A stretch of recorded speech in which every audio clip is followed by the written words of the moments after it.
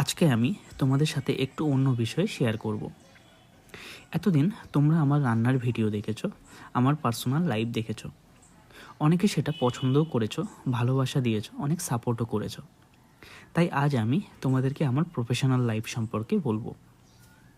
আমি পেশায় একজন ক্রিটিক্যাল কেয়ার টেকনোলজিস্ট, আর আজ নাইট শিফটে একজন ক্রিটিক্যাল কেয়ার টেকনোলজিস্টের পিডিয়াট্রিক আইসিইউতে কী কী কাজ থাকে তার কিছুটা তোমাদের সাথে শেয়ার করব।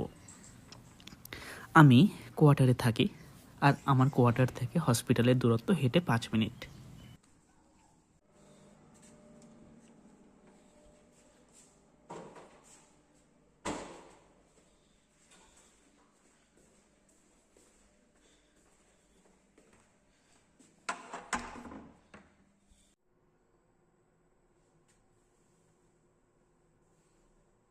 অনেকেই হয়তো ভাবে যে সরকারি চাকরি মানে সুখের চাকরি।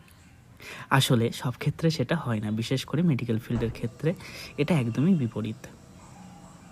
আর যদি সেটা আইসিইউ এর মতো জায়গা হয়, কারণ ইন্টেন্সিভ কেয়ারে একজন ডক্টরকে যতটা অ্যাক্টিভ থাকতে হয়, তার সাথে সাথে একজন নার্স ও একজন ক্রিটিক্যাল কেয়ার টেকনোলজিস্টকে ঠিক ততটাই অ্যাক্টিভ থাকতে হয়। তাই সেটা গভর্নমেন্ট ইউনিট হোক বা প্রাইভেট। কারণ একজন ডক্টর আর নার্সিং পার্সোনাল ছাড়া যেমন হসপিটাল চালানো অসম্ভব, তেমনি একজন ক্রিটিক্যাল কেয়ার টেকনোলজিস্টকে ছাড়া ইন্টেন্সিভ কেয়ার ইউনিট প্রায় অসম্ভব।